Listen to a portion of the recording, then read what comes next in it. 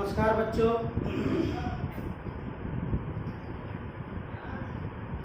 आज हम लोग व्हीटस्टोन ब्रिज को पढ़ने जा रहे हैं। पहले हम लोग इंटर लेवल को देख लें कि व्हीटस्टोन ब्रिज होता क्या है। व्हीटस्टोन ब्रिज के लिए आप एक चतुर्भुज लें।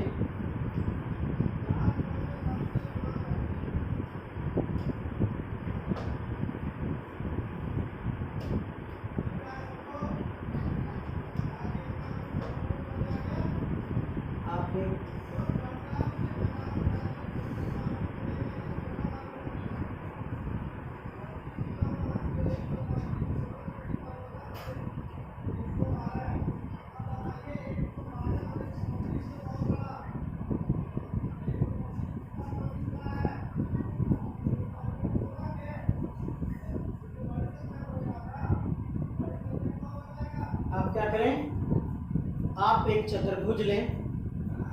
चतुर्भुज के चारों भुजाओं में प्रतिरोध को जोड़ दें। P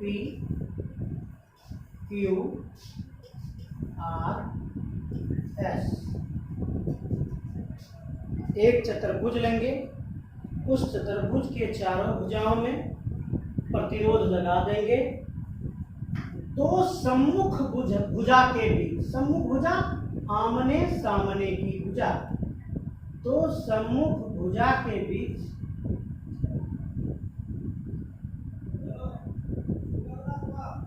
एक गैल्वेनोमीटर को जोड़ेंगे।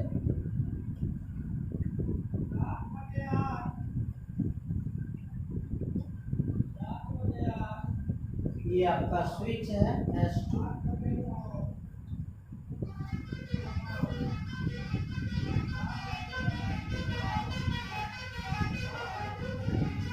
दो सम्मुख भुजा के बीच एक गैल्वेनोमीटर को जोड़ेंगे और दो शेष सम्मुख भुजा के बीच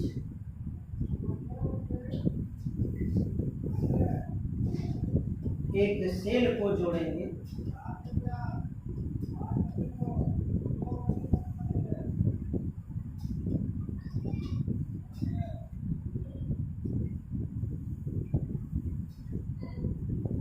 ये स्विच S1, ये बैटरी V। ऐसा करने से जो प्रबंध हमें प्राप्त होता है, जो प्रबंध प्राप्त होता है,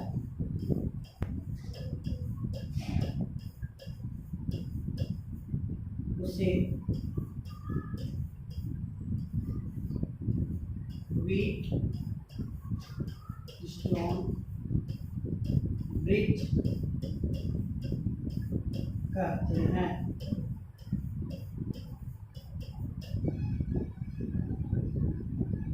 किसी चतुर्भुज के चारों भुजाओं में प्रतिरोध लगाकर एक सम्मुख भुजा के बीच एक गैल्वेनोमीटर जोड़कर शेष दो सम्मुख भुजा के बीच सेल जोड़कर जो प्रबंध प्राप्त होता है, उस प्रबंध को व्हीटस्टोन ब्रिज कहते हैं।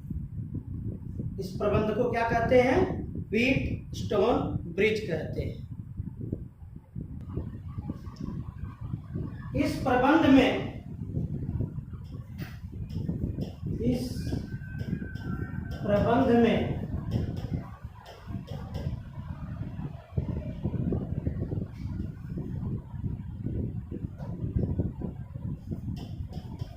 गैल्वेनोमीटर को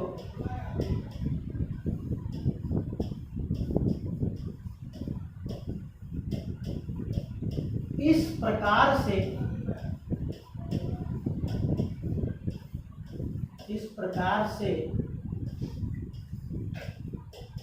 एडजस्ट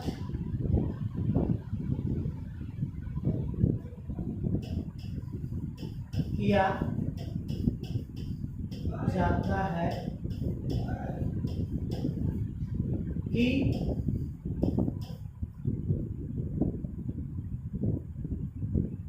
तनिक भी धारा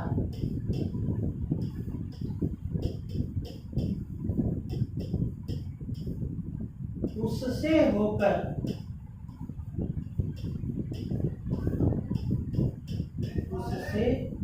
होकर प्रवाहित न हो, अर्थात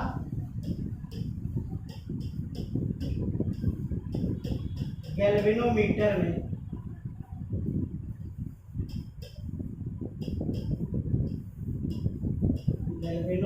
में कोई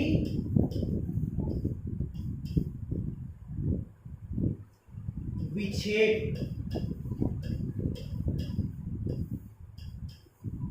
दिखाई ना दे।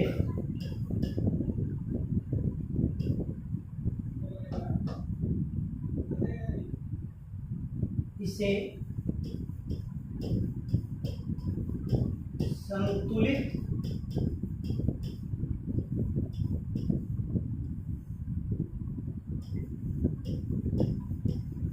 फीट स्टोन ब्रिज कहते हैं।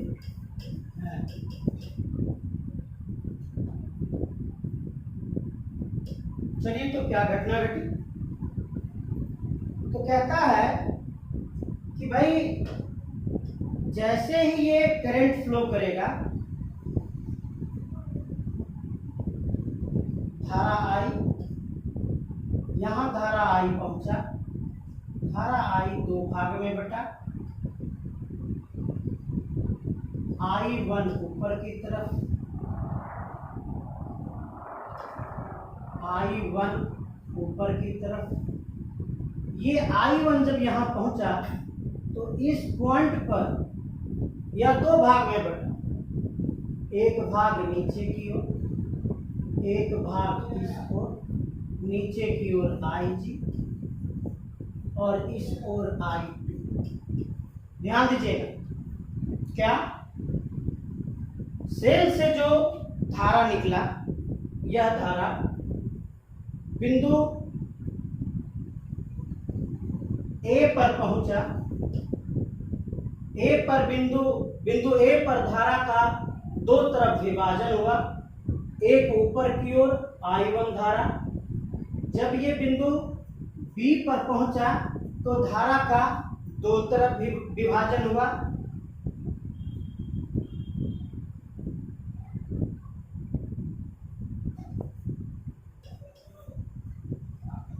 भुजा या प्रतिरोध Q में I2 धारा और गैल्वेनोमीटर में IG धारा। अब इधर से आते हैं, इधर I3 धारा। जब ये बिंदु C पर पहुंचा तो यहां पर दो धारा इसको मिला, कौन कौन? इस बाहु में I3 धारा प्लस IG है, और इस बाहु में I2 धारा मिला। I2 बराबर कितना? तो I1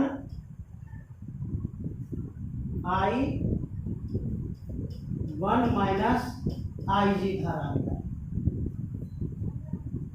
लिखेंगे चित्रानुसार बिंदु A पर धारा का विभाजन हुआ, प्रतिरोध P के तरफ I1 धारा और प्रतिरोध R के तरफ I3 धारा गया।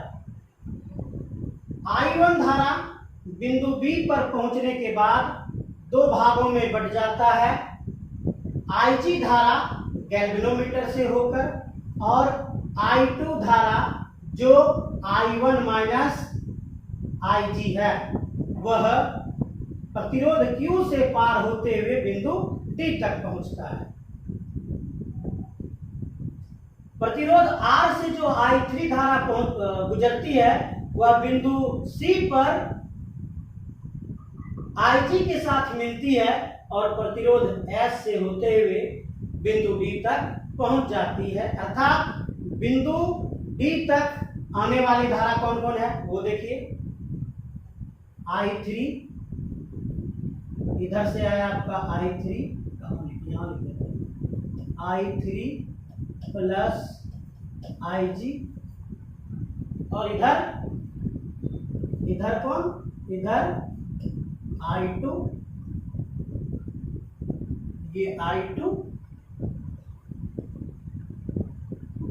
तो धारा कितना होगा, I2 हो गया I1 minus IG, I1 minus IG, I2 equal to, और इधर गया I3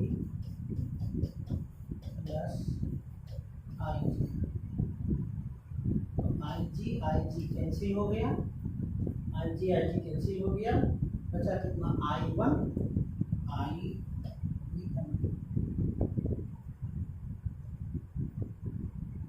यहाँ पर D पर निकलने वाला है,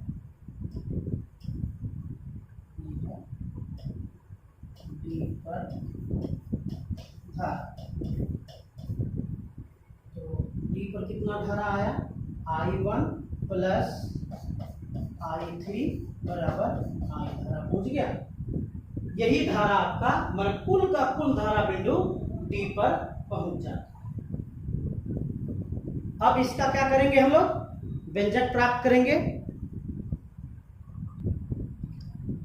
अब इसको हमको प्रूव क्या करना है, टू प्रूव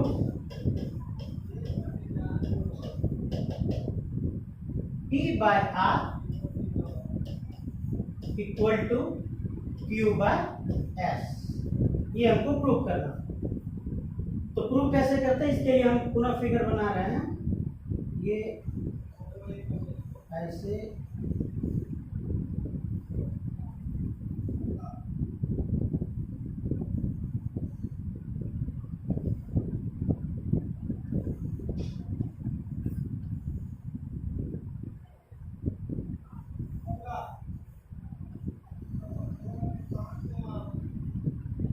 P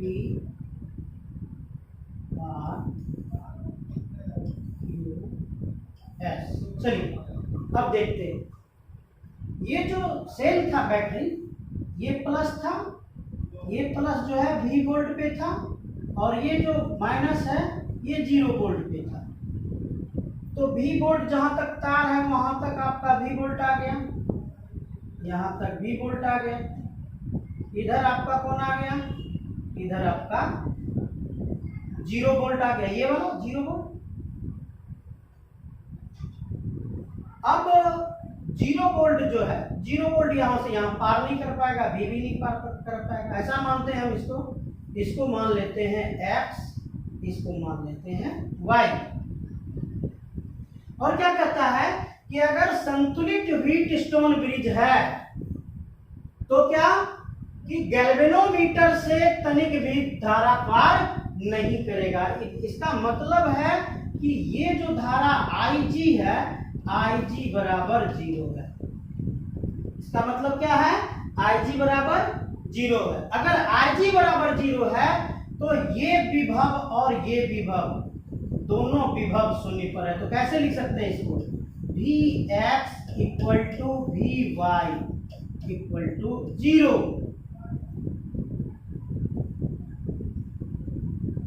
तो दोनों विभव अगर बराबर है तो धारा क्रॉस करेगा क्या, धारा कब प्रवाहित होता है, जब एक उच्च विभव हो और दूसरा निम्न विभव हो। लेकिन कहता है इससे धारा क्रॉस ही नहीं करता है, क्यों, क्योंकि ये इसका विभव और इसका विभव दोनों समान है। तो इसको हम क्या करते हैं, इस विभव को हम मान लेते हैं कि ये जो विभव है, इस विभव का नाम है आपका x। Vx और Vy का मान कितना है, x है।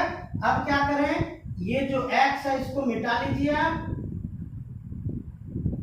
ये जो y है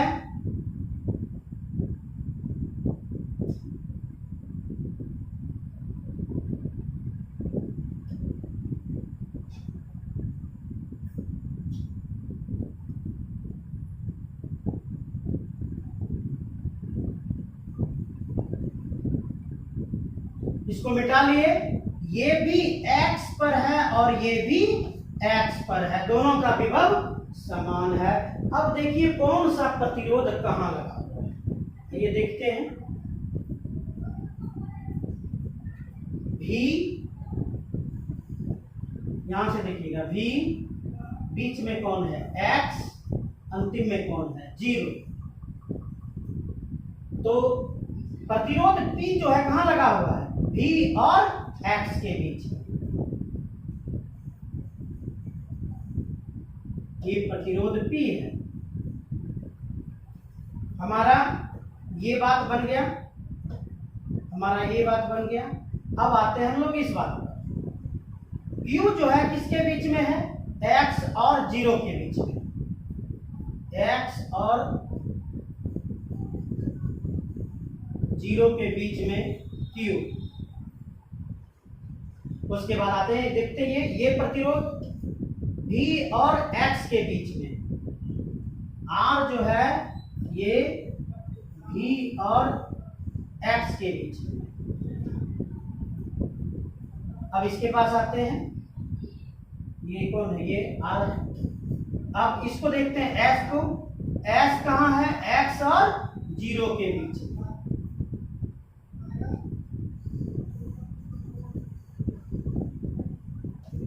ये X, तो कैसे निकालेंगे इसको, पहले तो इन दोनों का 1/P प्लस 1/R, और इधर क्या हो जाएगा 1/Q प्लस 1/X। ये क्या है, ये X क्यों लिखे भाई, S S,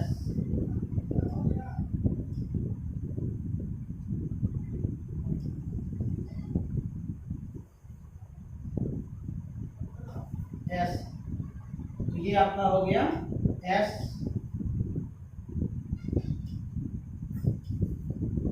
1/P plus 1/R। उस तरफ क्या है, उस तरफ है 1/Q प्लस 1/S।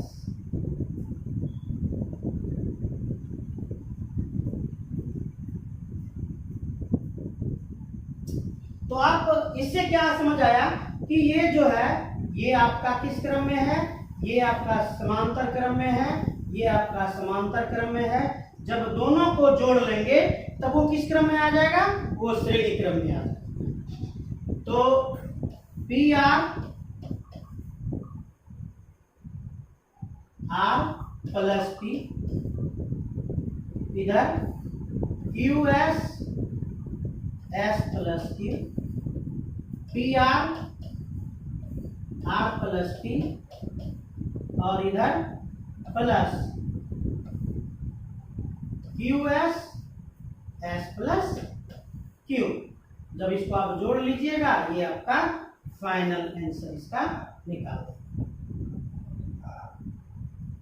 ठीक है। लेकिन हमको जो इसका व्यंजक निकालना है, आप इसमें ये आपको न्यूमेरिकल सॉल्व करने के लिए बता दिए, आप इसको ना जाके आप क्या कीजिएगा सो देखिए।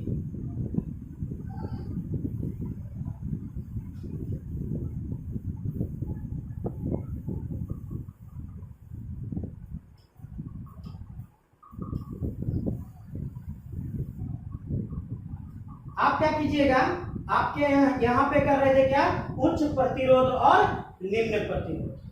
उच्च प्रतिरोध और निम्न प्रतिरोध जो कर रहे थे आप, तो इस तरफ कितनी धारा थी, इस तरफ I1 धारा थी, और वही I1 धारा यहां पहुंच गया था। क्यों यहां पहुंच गया था, तो देखिए भाई आपने क्या बोला, आपने कहा कि इधर से कोई धारा क्रॉस नहीं करेगा। आपने क्या बोला, इधर से कोई धारा क्रॉस नहीं करेगा। क्यों भाई, क्योंकि X और X दोनों एक ही विभव पर है। दोनों का विभव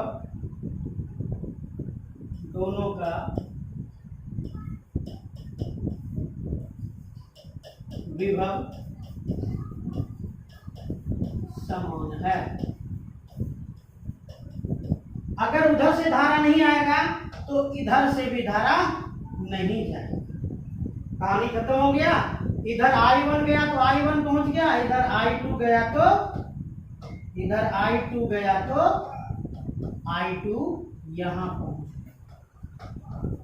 ठीक है, इसका मतलब है यहां से धारा अगर इधर जा रहा है तो X बड़ा है V से, तब ना, सॉरी X छोटा है V से, तब ना धारा इधर जा रहा है। क्या लिखें? V minus X equal to I1P। V equal to IR होता है ना, तो R क्या है? प्रतिरोध है। अब ये बात हमारा बन गया, ये समीकरण फर्स्ट है आपका। अब आइए इस तरफ, I1 यहां पहुंच गए, तो इधर जब धारा गया तो इसका मतलब है कि X बड़ा है और ये 0 छोटा है। X minus 0 equal to I1Q, समीकरण नंबर 2। अब इधर से आते हैं, V से X तरफ धारा गया तो हम क्या करें इसको? V बड़ा है, X छोटा है, V माइनस X बराबर क्या? I2R, समीकरण नंबर 3। अब X से 0 की तरफ गया तो X बड़ा है, 0 छोटा है, X minus 0 equal to I2S। क्या करें देखिए, ये दोनों समीकरण आपका बराबर है ना? अगर दोनों बराबर है तो इसको क्या लिख सकते हैं? समीकरण 1 एवं 3 से, समीकरण 1 एवं समीकरण 3 से क्या मिला आपको? ये पोर्शन बराबर है तो I1P इक्वल टू I2R, समीकरण 2 एवं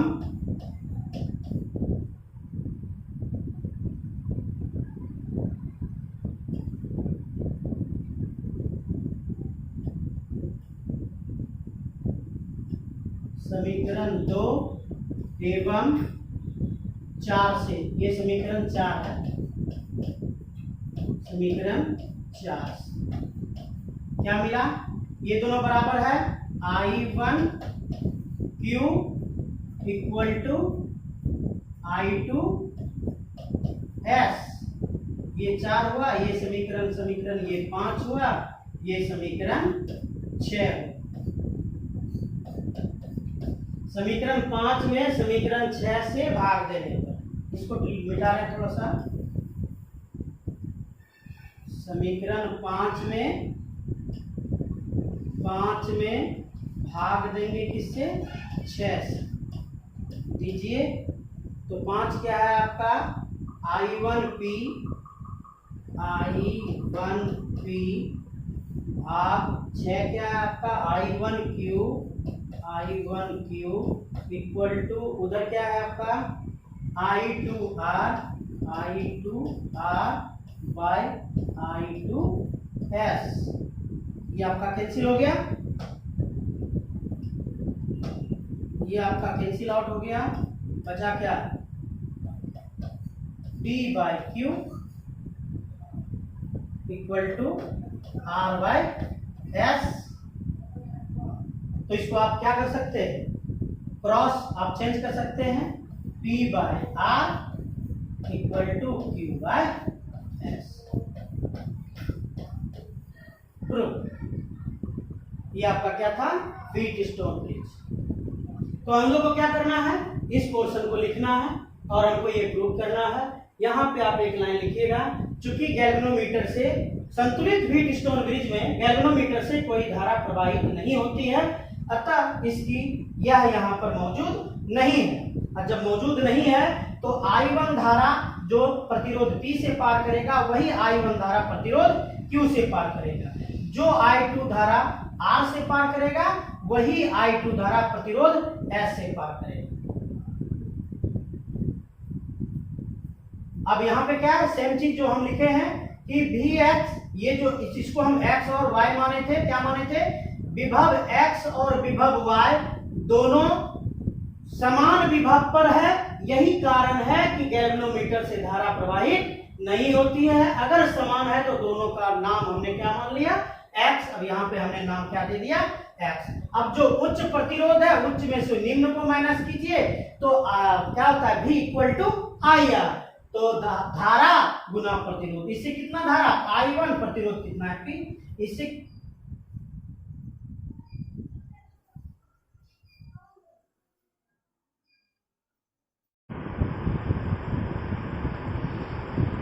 आइए देखते हैं थोड़ा सा अप लेवल में। कहता है the combination of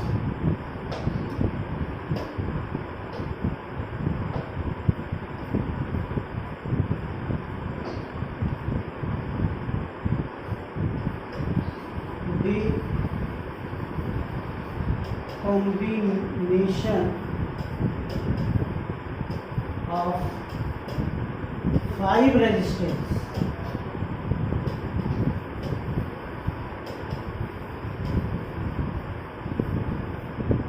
is called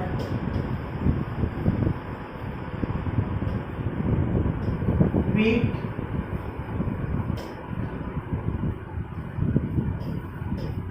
stone bridge।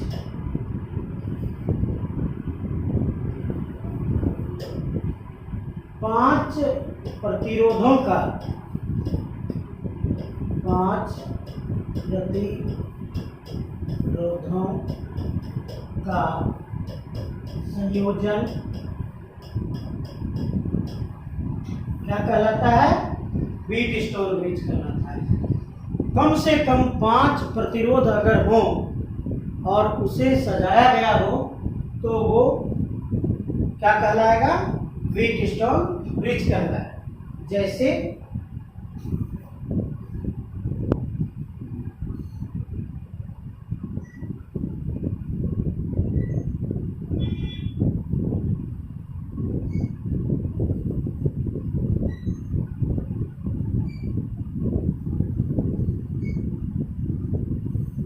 ये 4 का है, R1, R2, R3, R4, और इसके मिड में जो है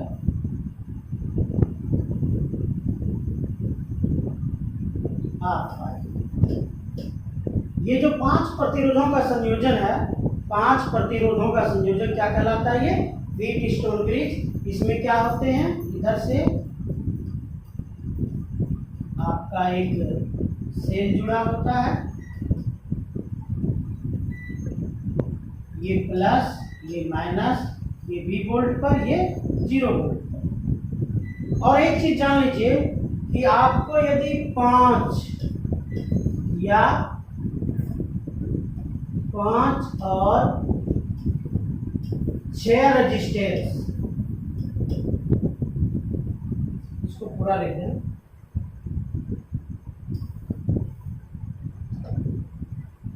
if there is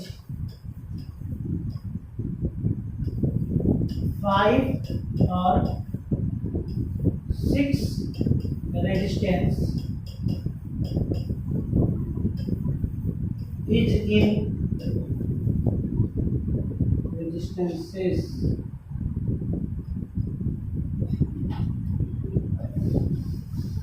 are in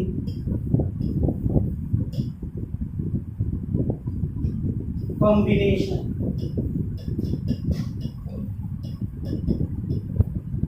and it not looks as to be in series or in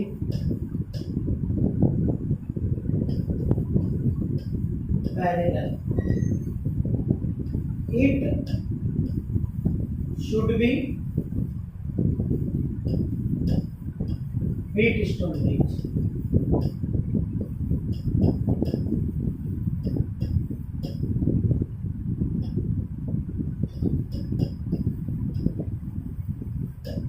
यदि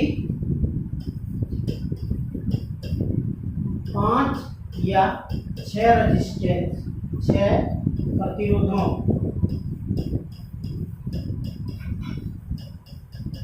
का संयोजन हो और वह श्रेणी क्रम एवं समांतर क्रम में ना दिखे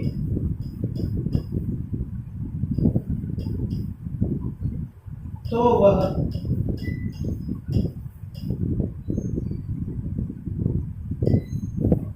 व्हीट स्टोन ब्रिज हो सकता है। यह जो है ना 90% चांस है। 5 और 5 से अधिक आपको अगर प्रतिरोध एक कॉम्बिनेशन में दिख जाए तो यह निश्चित है। और ऐसा ना हो कि वह अगर हम यहाँ देखना चाहते हैं, देखिए यहाँ से बढ़े आगे, यहाँ आके फंस गए, फिर ये टूट गया, फिर आगे बढ़ गए, फिर ये यहाँ जुट गया, तो ऐसा लगता ही नहीं कि कौन श्रेणी क्रम में है, कौन समांतर क्रम में है। अगर ऐसा आपको एहसास ना हो तो समझिए कि वह किस क्रम, वह कौन है, वह व्हीट स्टोन ब्रिज है। और व्हीट स्टोन ब्रिज का सबसे बड़ा यही पहचान है। अगर व्हीट स्टोन ब्रिज है तो व्हीट स्टोन ब्रिज के इन Wheatstone bridge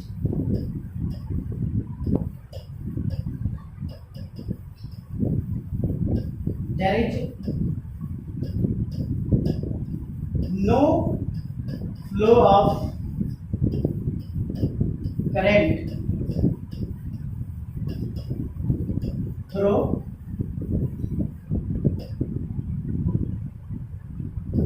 middle resistance।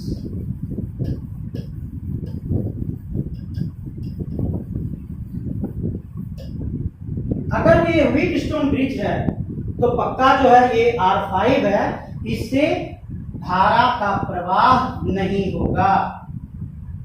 अगर ये व्हीट स्टोन ब्रिज है तो जो मध्य वाला प्रतिरोध है उससे धारा का प्रवाह नहीं होगा। अगर धारा का प्रवाह नहीं होता है तब हम क्या कर सकते हैं, कैसे इसका फिगर बनाएंगे? तब इसका फिगर कैसे बनेगा, आप इसको हटा देंगे। कैसे हटाएंगे? तो इसको पहले ये है, तब इसका फिगर कैसे बनेगा, ये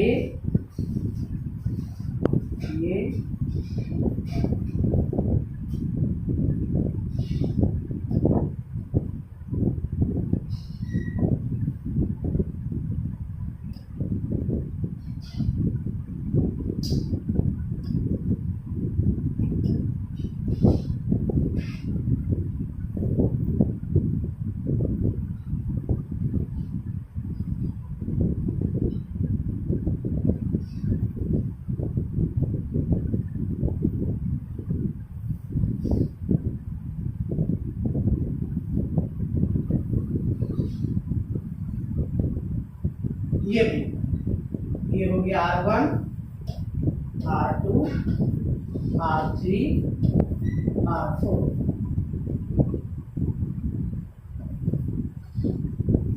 ये इसका फिगर बना। ये जो बीच वाला R5 है इसका कोई अब वर्क है क्या? इसका कोई वर्क नहीं है। देखिए इसको हटा दें। क्या कहता है, in Wheatstone bridge there is no flow of current through middle resistance. जो मिडिल वाला रेजिस्टेंस है इससे करंट फ्लो नहीं करेगा। क्यों नहीं करेगा? अगर इस बिंदु का नाम x मान लें, इस बिंदु का नाम हम y मान लें, और इससे करंट फ्लो नहीं हो रहा है, जिसका कारण क्या है, द पोटेंशियल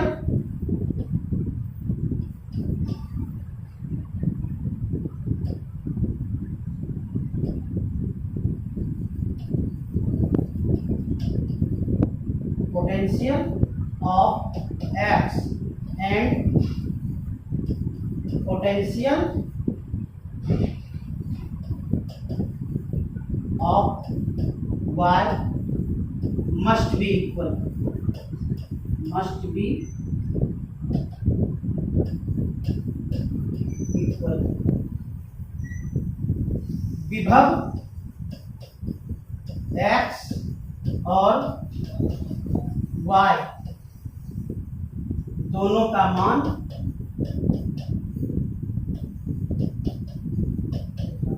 समान होगा।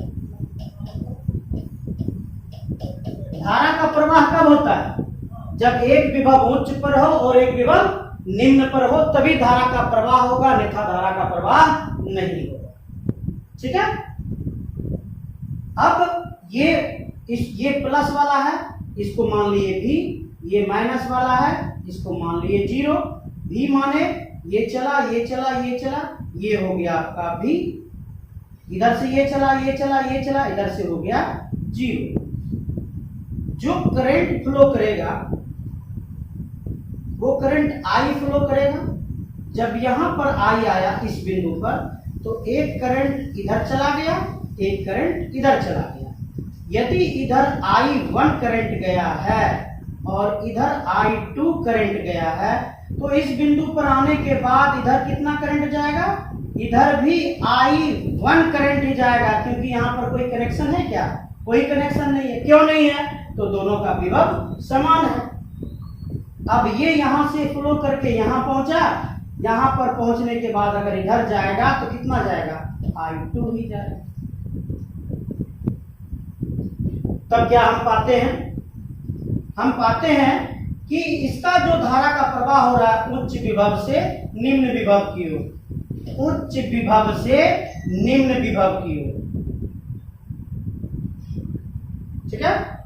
या पहले आप इसको कर लीजिए कि भाई ये जो आपका विभव है Vx इक्वल टू Vy, आप इसको कुछ भी मान सकते हैं, x y z जो मान लीजिए। इसको हम मान लेते हैं y, इसको मान लेते हैं हम y। ठीक है। तब हम यहां क्या लिख सकते हैं? यहां भी y लिख सकते हैं और यहां भी y लिख सकते हैं, यहां भी y लिख सकते हैं। ठीक है। तब आप गौर कीजिए v और y, तो क्या लिखे? v minus y equal to, ये विभव निकाल रहे हैं ना, विभव का फार्मूला क्या होता है? I into R. तो यहाँ क्या है? I1, R क्या है? R1। क्या लिखेंगे? I1 into R1। ये हुआ समीकरण फर्स्ट। अब यहां से अगर इसके पास जाए तो y माइनस 0, ये उच्च विभव है, ये निम्न विभव है। उच्च विभव में निम्न विभव को माइनस कर दीजिए, y माइनस 0। इसमें कितना धारा है? I1। प्रतिरोध कितना है? I3। I1 into R3। ये हो गया समीकरण नंबर 2। अब इसके पास आते हैं, v minus y, v minus y equal to, अब इसको देखिए, v से y की ओर गया, I2 करंट है, R2 प्रतिरोध है। क्या लिखेंगे इसको? I2 R2। ये आपका समीकरण नंबर 4 हो गया। अब यहां से आगे बढ़े तो y से इधर आ रहा है y minus 0, y minus 0 equal to, क्या लिखेंगे? I2 R4, I2 R4। ये समीकरण नंबर आपका हो गया 2 था, ये 3 हुआ ना, ये आपका 3 है, ये आपका 4 है। कटने वाला आपका कौन है? I1 I2। तो ऐसा करते हैं, समीकरण 1 में 2 से भाग दे देते हैं, समीकरण 3 में 4 से भाग दे देते हैं। by dividing equation 1 with 2 क्या है 1 2 1 है आपका I1 R1 I नहीं कटेगा कहाँ कटेगा नहीं v माइनस वाई को कट करना यानी 1 में 3 से डिवीजन करना 1 में 3 से डिवीजन करना। चलिए देखिए फिर से v माइनस वाई को काटना तो हमको क्या करना है 1 से डिवीजन 1 में 3 से डिवीजन करना है।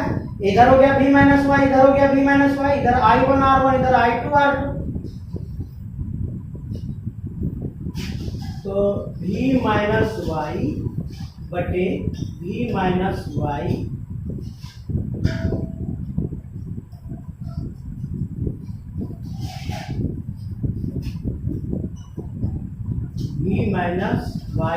v minus Y equal to I1 R1 by I2 R2 ये कट गया इसका मान 1 हो गया क्रॉस मल्टीप्लाई कर दिए I1 R1 equal to I2 R2 समीकरण नंबर 5। अब क्या करें 1 में 3 से दिए थे अब बाय डिवाइडिंग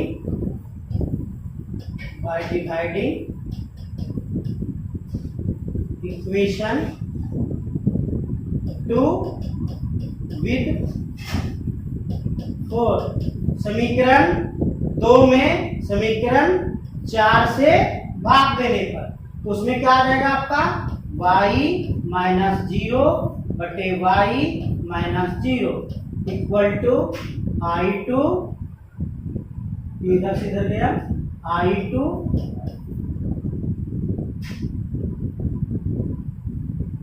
I1 R3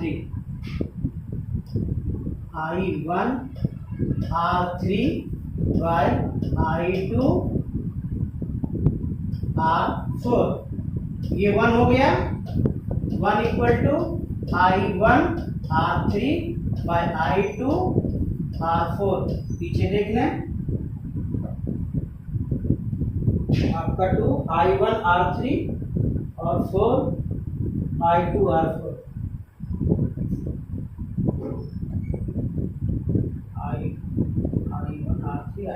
ठीक है क्रॉस मल्टीप्लाई कर दीजिए क्या मिल गया आपको I1 R3 equal to I2 R4 ये हो गया आपका समीकरण नंबर 5। अब समीकरण 5 में ये हो गया समीकरण 6 5 है ना ये हो गया समीकरण आपका 6। अब क्या कीजिए 5 में 6 से भाग दीजिए by dividing equation 5 with equation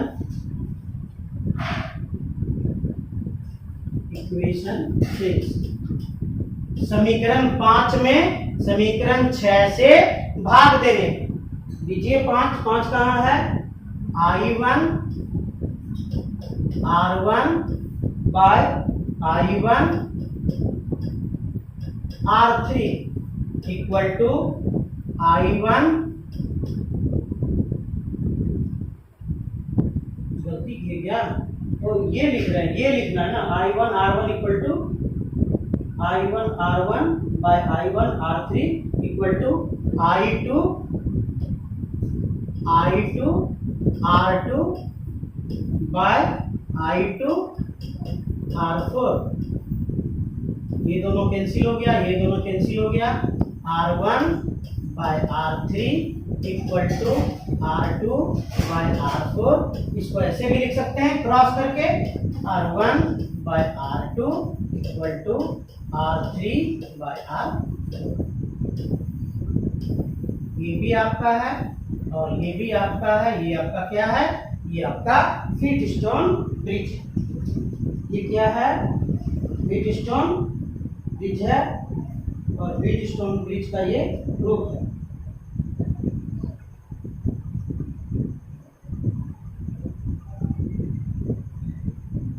ठीक है और इसका रिवर्स भी आप कर सकते हैं उल्टा भी कर सकते हैं आपको कह दे कि यदि if there is no flow of there is no flow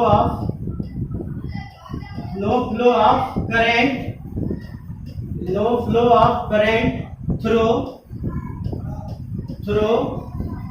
R5, then name it। तो हम लोग क्या देख रहे हैं कि अगर R5 से यदि कोई करंट पार नहीं करता तो क्या है, वो व्हीट स्टोन ब्रिज है। इसका आंसर क्या हो जाएगा, वो क्या है, वो व्हीट स्टोन ब्रिज है। वो क्या है, वो व्हीट स्टोन ब्रिज है। और व्हीट स्टोन ब्रिज में क्या होता है, जो R5 होता है उससे धारा का प्रवाह नहीं होता। यदि प्रतिरोध R5 से धारा का प्रवाह नहीं हो तो उस प्रबंध का क्या नाम है, उस प्रबंध का क्या नाम देंगे, उस प्रबंध का नाम व्हीट स्टोन ब्रिज होगा।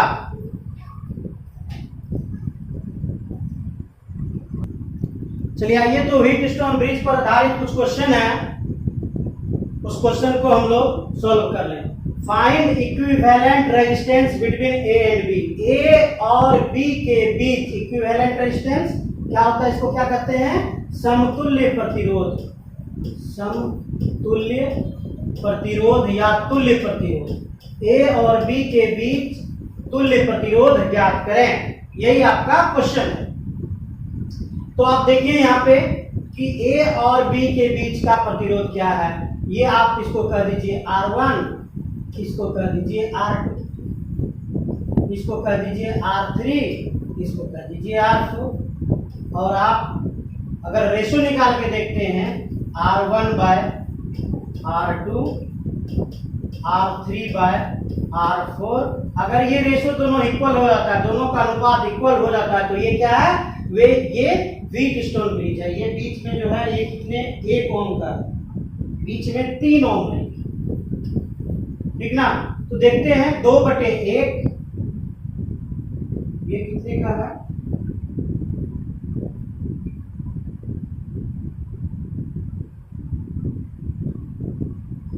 ये 2 ओम है, ये 1 ओम है, ये 4 ओम है, ये 2 ओम, ठीक है। रेशो देखते हैं 2/1 इक्वल टू 4/2, 2 2 जा 4, 2/1 इक्वल टू 2/1। इसका मतलब क्या है, अगर ये रेशो इक्वल हो जाए तो इसका मतलब क्या है, ये व्हीट स्टोन ब्रिज है। क्या है, ये व्हीट स्टोन ब्रिज है। अगर ये व्हीट स्टोन ब्रिज है तो यहाँ पर इसका कोई काम है, यहाँ पर ये जो 3 ओम है इसका कोई काम है, कोई काम नहीं है। तो नया इसका जो फिगर बनेगा वो किस तरह का बनेगा, वो इस तरह का बनेगा कि भाई ये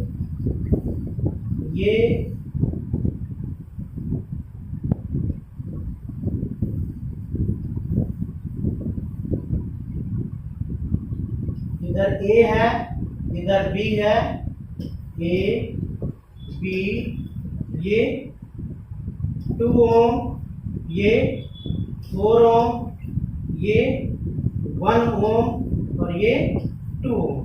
इसका कोई काम है, इसका कोई काम नहीं है। बीच में 3 ओम कोई काम नहीं, इसका कनेक्शन हमने हटा दिया। जब हमने कनेक्शन हटा दिया और यहाँ से करंट को भेजा तो हमने क्या पाया, इधर 1 ओम, इधर I1 और इधर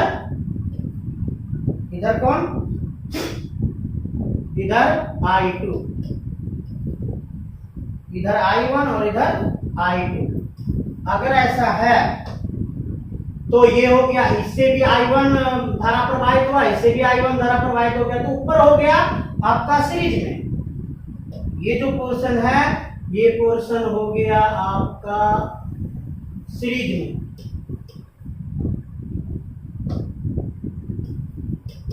और ये जो निचला पोर्शन हो गया ये वाला, ये पोर्शन हो गया आपका सीरीज में। अगर दोनों सीरीज में है तो दोनों को जोड़ देंगे, दोनों को जोड़ेंगे तो कैसे बनेगा, एक इस तरह गया, इस तरह से बना, यहाँ आया, नीचे वाला इधर आया, इधर ए हो गया, इधर बी हो गया, ये क्या बना, इन दोनों को जोड़िए, 4 2 6 ओम और नीचे को 2 1 3 ओम। ये दोनों आपका किस क्रम में आ गया, ये दोनों आपका आरपी में आ गया, इसमें आ गया, आरपी में आ गया। तो आरपी का फॉर्मूला क्या होता है, R1 R2 bye R1 plus R2। R1 R2 6 18 बटे R1 प्लस R2 6 9 9 दूनी 18 बराबर 2 आंसर। यही आपका ए से बी के बीच समतुल्य प्रतिरोध। इसको सबसे पहले चेक कर लेना है, क्या ये व्हीटस्टोन ब्रिज के फार्मूला को पूरा करता है। अगर करता है तो व्हीटस्टोन ब्रिज है जो 5वां प्रतिरोध, अभी देखे थे आप कि 5 या 6 प्रतिरोध लगे हुए हो, अगर संयोजन में 5 या 6 प्रतिरोध लगे हुए हो, 90% चांस है उसका वो व्हीटस्टोन ब्रिज है। तो व्हीटस्टोन ब्रिज के फार्मूला को चेक कर लेंगे, चेक करने के बाद उसके ऊपर बिठा देंगे। चलते हैं अगले क्वेश्चन में। दूसरा क्वेश्चन क्या है, दूसरा क्वेश्चन ये है। तो दूसरा क्वेश्चन अगर ये है तो हम लोग क्या करते हैं, इसमें एक बैटरी सेट करते हैं, उसके बाद हम धारा प्रवाहित करके देखेंगे क्या घटना घटती है। ये हमने बैटरी सेट कर दी, ये प्लस है, ये भी वोल्ट पे है, ये माइनस है, ये 0 वोल्ट पे है, यहाँ पर भी आ गया और ये भी बढ़ के यहाँ पर पहुंच गया। अब इधर से जाना चाहता है तो रोक देगा, इधर से जाना चाहता है तो ये भी रोक देगा। इधर यहाँ से पहुंचे यहाँ तक तो ये 0 है, ये 0 है, इधर जाना चाहता तो ये भी रोक देगा, इधर जाना चाहता तो ये भी रोक देगा। कल हम लोग इसको पढ़े थे, पिछला जो हमारा टॉपिक था उसमें हम लोग ये पढ़े थे। अब क्या हम देखते हैं कि बीच में जो 2 है ये खाली है, तो इसको मान लेते हैं x, इसको मान लेते हैं y। अब हम लोग इसके फिगर को बनाते हैं। तो v और x और 0 और y, ये v है, ये x है, ये 0 है, ये y है। तो देखते हैं vx के बीच, हाँ है, vx के बीच ये वाला है, और ये v और x के बीच बनाते हैं, v और x के बीच बन गया। चलिए इसको देखें, इसको ये किसके बीच है, x और y के बीच है, x और y के बीच। अब इसको देखें, ये y और 0 के बीच है, ये y और 0 के बीच, ठीक। ये भी R है, ये भी R है, ये भी R। अब कौन बचा, ये बचा, ये v और y के बीच, ये v और y के बीच है, इधर ये v और y के बीच। अब इसको देखें, ये किसके बीच है, ये 0 और x के बीच है, ये 0 और x के बीच है। देख लीजिए, ये आपका व्हीटस्टोन ब्रिज है कि नहीं, ये भी आपका R है, ये भी आपका R है, ये भी आपका R है। यहाँ बैटरी कनेक्ट है, यहाँ बैटरी कनेक्ट है। आप देख लीजिए, ये बीच वाला कोई काम का है क्या, जब बीच वाला कोई काम का नहीं है तो इसको क्या करेंगे, इसको ओमिट कर देंगे, इसको हटा देंगे। जब इसको हटा देंगे तो ये और ये आपका किस क्रम में आ गया, कलर चेंज करके आपको बता दें, ये दोनों जो आ गया, ये दोनों पोर्शन ये आपका आ गया सीरीज में। फिर ये दोनों जो पोर्शन है, ये दोनों पोर्शन किस में आ गया, ये दोनों पोर्शन आ गया सीरीज में। अब सीरीज में ले आते हैं दोनों को, कैसे, इसका फिगर बन गया ऐसे ऐसे,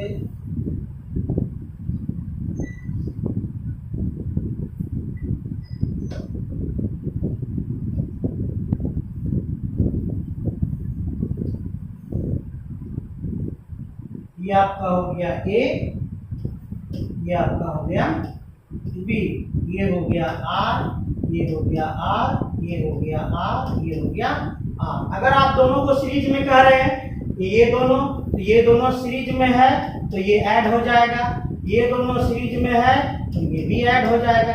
तो अब नया फिगर क्या बना, ऐसे ऐसे ये बना,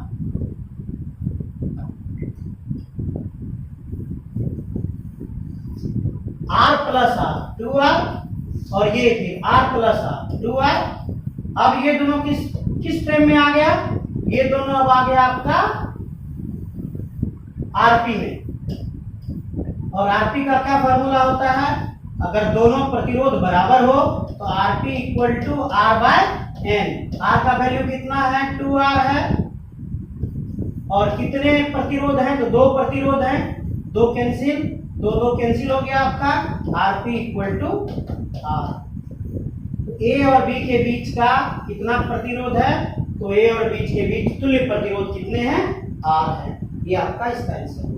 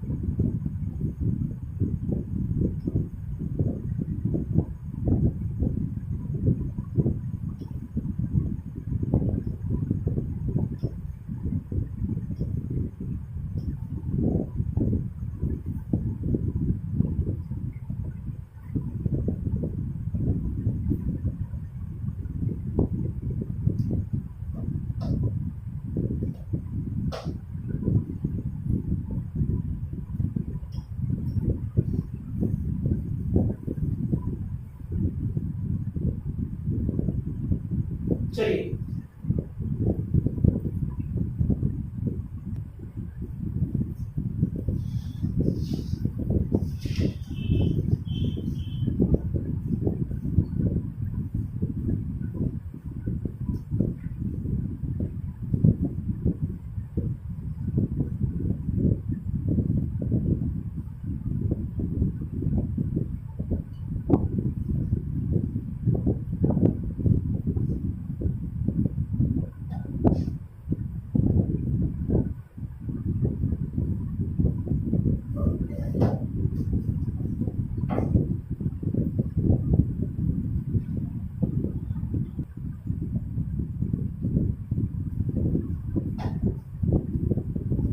अगले क्वेश्चन में आते हैं।